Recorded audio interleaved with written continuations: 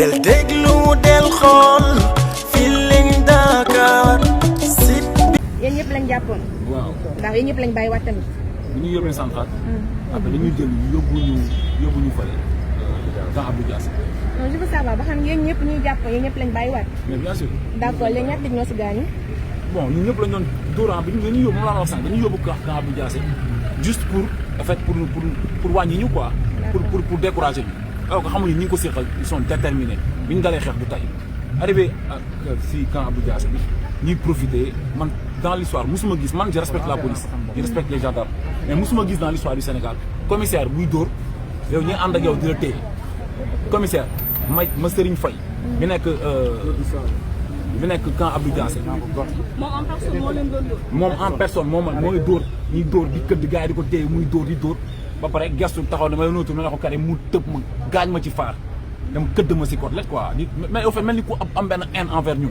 ana kàddu yi nga àndaloon boobu dañ leen a neutraliser. dañu mënate ñun ñëpp lañ doon dóorandoo au fait ñun ñëpp lañ doon dóorandoo tëral ñu policier pour ñu duñu dóor mais moom au fait moom man dama musul gis commissaire buy def loolu. parce que d'habitude jeunes yi ñooy mar di def am fukk di dóor commissaire bi leen baaree ak officiers yi quoi mais le commissaire lui-même moo jël engagement wu di ñu dóor moom. d'accord léegi ginnaaw jot ñi nga fi expliqué yëpp dafa mel ni ba tey motivation yi mi ngi fi. non tey lañ wàllu gën a aay. amul benn doomu aadama bu nekk fii nii Sénégal. bu ñuy teree manifester bu ñuy teree ñaxtu Sénégal état de droit la. fii nii dëkk démocratie bi ne fi du Macky Sall moo ko yàq da cee tuuti. loolu il faut Sénégal yi xam ko. d'après li nga xamante ne moom lañ leen def nii yéen presque yéen 5 000 la ñu daan 4 personnes ñoo présent ici seen 5e personne bi anam. waaw moom c'est que ni ñu bàyyee la quoi dañoo xëy fajar gi téye ñu foofu dañuy dem futti ñu dugal ñu camp Abdou Diass ci benn violon bu ndaw a ndaw ba pare taxaw tiim ñu quoi ba set. def ñu ba ñu set. xam nga mais et puis di def ay affaire yoo xam man dama xamul sax la moo ko fi jar quoi comme si la police était stable quoi. comme si policiers yi ñoom am nañ jàmm ñoom te ñun li ñuy xeex pour ñoom la.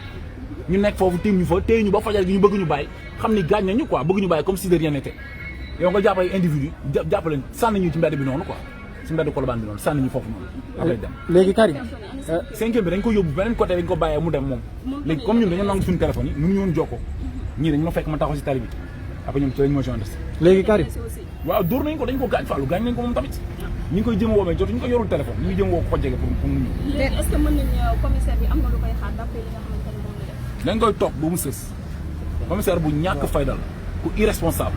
ban commissaire la exactement. mi ngi tudd Serigne Faye moom mooy commissaire ñu koy woowee got moom mooy commissaire camp Abdou Diass il est irresponsable policiers yu ndaw yi ñoo ko doon téye parce que moom bi mu ñëwee après dafa weer boppam parce que si biir waxam mi ngi wane ni moom APR la bokk. si biir waxam dafa weer boppam mi ngi wax di wax naan moom mi ngi jóge léegi nii si bureau bi ak ministre bi Antoine Diome.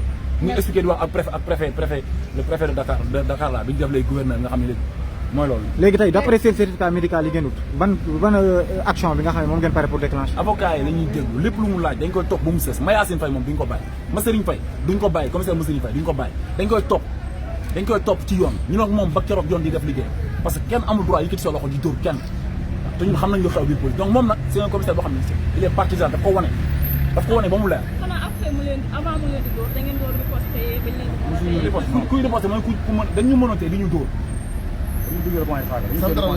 d'accord est-ce que kenn ci yéen mën nañu expliquer scène bi nan lañ leen doon dóor rek nan lañ leen torturer. non parce que léegi. juste avant ñuy dem bi ñuy jëlee central bi ñuy yóbbu camp Abdou Diass ñu ngi dégg ci dictaphone bi il faut les corriger autorités yi si kaw ñoo ko doon wax seen dictaphone yi il faut les corriger quoi c'est-à-dire ñoom lu ñu bëgg mooy intimider ñu lu ñu bëgg mooy arrêter ñu te loolu mënul nekk léegi nii bu ñu paree nii ñun dañuy dem jëli ji suñu portable yi ñun ñoo ko moom ay sàcc lañ rek sama carte téléphone si ñoom lay réer damay dem jëli dañuy dem jëli suñu téléphone bi amul téléphone bu ñuy jox kenn te on est prêt et déterminé Sénégal Macky Sall du ko def ci poosam on fera tous les moyens nécessaires loi bi du jàll mais ñu ngi nekk di ko voter actuellement à l'Assemblée yëg seeguñ ci nag ndax da ngeen di pare pour dellu xeex. on fait appel toute la population sénégalaise toute la jeunesse sénégalaise jarul ngeen di jéem a am accès Assemblée nationale na ñëpp ku nekk foo nekk na nga manifester tal leen pneu yi génn leen na mbedd mi fees ak nit na tali yi baarewu na ñëpp génn manifester parce que loi bi su jàllee Macky Sall mën na dem ba def fi 50 ans loi bi su jàllee ay site internet yi yëpp seen presse en ligne yëpp day arrêté wu parce que 15e point bi loolu la loi bi su jàllee da ngeen gis dañuy nit mën na def manifestation sax organiser manifestation ñoom ñu infiltré ko ay nit yàq si dara jiñ la terroriste loi bi au fait dañ ko defar uniquement pour sànq képp koo xam ne nga taxaw pour résister pour dimbali Sénégalais yi pour dimbali Sénégal avenir du Sénégal donc résistance dafa jot résister dafa jot bu leen nangu ñu gën leen gore mais yéen tamit du ngeen ñu gën a gore ne jóg leen ñëpp ñu ànd ñu libérer Sénégal ci loxoy dictateur bu mag bi nga xam mooy Macky Sall. ñun ñaa ngi annoncé naan vendredi de tous les dangers donc da ngeen a pare tey jii pour amal li nga xamante ne moom moo fi amoon mois de mars diggante Adji Sarr ak Sonko gis nañu fi amoon tey jii mën ngeen pare pour indiwaat ndax vendredi de tous les dangers amoon na fi. lii moo gën a garaaw loolu même 23 juin bi taxoon gars yi génn lii moo ko gën a garaaw loi bi du jàll loi bi du jàll. d'accord Karim tey jii mën nañu xam Karim Xrum Xax ak ñi mu àndal bu ñu jógee fii fan lañu jëm directement. suñu portable la ñuy dem jëli. fan ci. suñu portable police plateau. suñu portable la ñuy dem jëli. ñu doxaale ñu suñu matériel yi ñu fa jàpp ñu. voilà ñu dem jëli suñu portable parce que amuñu portable bu ñuy maye ñun amuñu ko.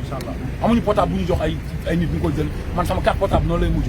on reste xool dañuy résister te Macky Sall duñ ko bàyyi mu jàpp Sénégal yi di leen noot loo xam ne musul am Sénégal jàpp nit ñi bëgg leen fitnaal noot leen noot ñëpp ne kenn du wax kenn du xeex kenn du exprimer wu loolu musul am Sénégal Abdoulaye Wade sax ñu bàyyi ñu exprimer wu mais kon ñun dañuy exprimer wu mënu si dara dañoo manifester ba fal ko dañoo manifester ba mu jël pouvoir bi kon moom mu ne léegi day criminaliser manifestation waxul dëgg te nañ ko wan ni ko du yàlla du yonent bi waaw du Serigne Touba du Serefal dañ ko wan ni ko du xoolal moom ñun ñoo ko fal te dañuy taxaw jàkkaarloog moom wan ko ni ko loi bi du jàll loolu mooy dëgg. li mu wax rek loi bi du jàll dañu soxla on est déterminé ci lu mu wax dañu ci on n'est pas violent on est pacifique su ñuy manifester pacifiquement du xeex sax bu ñu mës a yëg di naka saa kenn waaw mais dañuy taxaw nag dëggal suñu bopp quel que soit alpha loi bi du jàll moom na ko xamee noonu loi bi du jàll bu ko naree jàll day jàll suñu kaw loolu c'est sûr bu ñu dellu ginnaaw dóor nañ ñu xébal nañ ñu mais dañuy gën a dëggal ci li ñu nekk parce que mu nekk ci dëgg di ragal d'accord mu ñu nekk ci dëgg di ragal ndax seen arrestation bi ñu leen jàppee li nga xam ne mooy seen droit yoon may leen ko am na leen luñ ci respecté maanaam liiral leen seen i droit wala bàyyi leen ngeen gis avocat wala bàyyi leen ngeen doon entendre ñu dafa ñu dara dañ ñëw ñu jël suñuy filiation lañ jël kese à part ça mooy maltraité bi ñu ko def fii ñu mën a toog par deux tëddal ñu si suuf du ñu maltraité du ñu doon ay matériel loolu rek lañ fa def c'est pour la police li gàcce la c'est vrai libéré ordre dispersé ku nekk aw ci dundu ñu awale man Gibraltar ñu génne ci ko dund fële ñu gën a leen combat ñu d'accord tey nag Karim gis nañ ne assemblée ci subaak léegi combat foofu gisaguñ fa dara loo xam ne tey mën nañu gis manifestation wala kuy jooy loi bi ñu war a voté foofu ci assemblée donc lépp a ngi jàll dans le calme tey lan ngay wax sénégalais. peuple man moom laa sànq dama ne man le message est très clair dama ni na peuple sénégalais bi yëpp jóg ñu manifester na peuple bi yëpp jóg on n'a pas besoin di am accès assemblée nationale amul njariñ na Sénégal taxaw na Dakar taxaw na ñëpp manifester loi bi warul jàll te du jàll te bu jàllee bi yoo ñu bàyyi politique bàyyi lépp xam ne réew mi jébal nañ ko Macky Sall lii su jàllee mooy Sénégal jël nañ ko teg ko ci loxoy Macky Sall parce que dañ ko sékk koo xamante ni amul lenn lu mu amul benn vergogne amul lenn lu muy seet ci ngor ak débb ak li nga xam moo ko teg ci bopp réew bëgg jël Sénégal def leen ci poche mais loolu duñ ko nangu nañ ko wan ne ko Sénégal am na ay góor du ñëpp a croiser le bras di seetaan. léegi Karim jeexalal ci rapport yi nga xamante ne moom ngeen jëlee ci hôpital yi daal di waaw déjà bon par rapport ak douleur yi dañu yaakaar ni code sama code dafa am fracture quoi mais alhamdulilah fracture wul quoi damm bon rajo yi joxe na résultat yi affaire yi fracture wul quoi. kenn ci yéen amu ci yenn blessure yi nekk. non si am nañu ay blessure ñu xam ne dañu xam nga dóor yi mooy loolu waaw dama jël ay perfusion pour douleur yi am ak ay kii quoi ak ay médicaments ordonnance. est-ce que lekk ngeen depuis démb. non mais bon loolu amul solo li ëpp solo mooy ñun nañ libéré Sénégal rek lii nii du dara ñun ñëpp du dara xam lu am solo mooy nañ libéré Sénégal waaw bu leen ragal lii nii nañ dimbali Sénégal libéré ko suñu doom yi suñu ñëwee waaw def nañ certificat médical non dañ koy topp ñun kat ñëpp def nañ certificat médical inshallah waaw ñun kat ñëpp def nañ certificat médical te mas Serigne Faye dañ koy topp waaw il a été très lâche ñii la toll dafa tuutil police ndax mosuma gis commissaire buy dóoraate dans l'histoire mosuma ko gis waaw nii la toll nii tuuti voilà. Djiringoni Production présente en partenariat avec la TFM Miroir du Sénégal.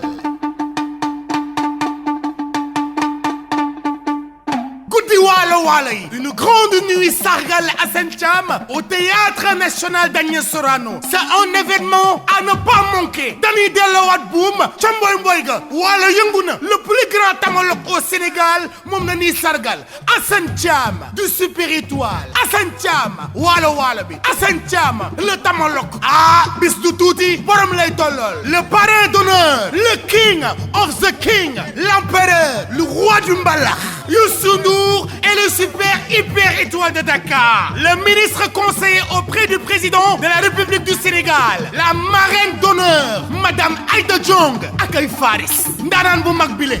Invité d'honneur. Ah kooku mooy seng Ibrahima Gueye Kewe Yaay Awa Diagne Mbaye kay mbaq suusal. Pape Diouf, le leader de la génération consciente. Wally Ballago Seck, le phare marraine. Viviane Chidid, la reine du Jolof Band. Hamdel Lo et le groupe Super Tiedo. Papis Konaté, claviste. Ah, Fatou Guewel Karangok, qui savent quoi Djanké Djek ji. Jimmy Mbaye, Jimmy Riti, Jimmy Dogo, Jimmy Khalam, du Super Étoile. Papa Omar Ngom, du Super Étoile. Avec le grand Ibou Cissé, du Super Étoile de Dakar. Ouais, Kewel du Top Dom Djebot, Yatma Cham, Cham Babel Demba Cham. Ah, ça c'est le petit Tamalok, fils de Hassan Cham, Borom Neniwas, Mboki Sénégal, Khamgen Niwa Gelem, Khadjoul Sipantare. Retenez très bien, samedi 10 juillet 2021 à Sorano, entrée 5000, VIP 10 000. Infoline 77 616 49 89 ou bien 77 308 79 09 ou à la boc 77 336 70 80. Guddi Waalo Waalo yi. Une grande nuit sargal Assane Thiam au Théâtre National Daniel Sorano. Ndaw lu rëy.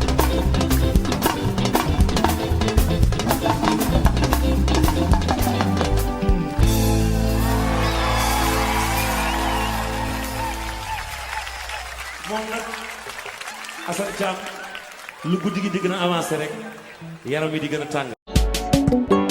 del déglu del xool Feeling Dakar site bi lay jox information yu leer Feeling Dakar yaa ngi Feeling Dakar di nga am info yu leer ci people et sport politique Feeling Dakar yaa ngi Feeling Dakar Feeling Dakar notre plateforme d'information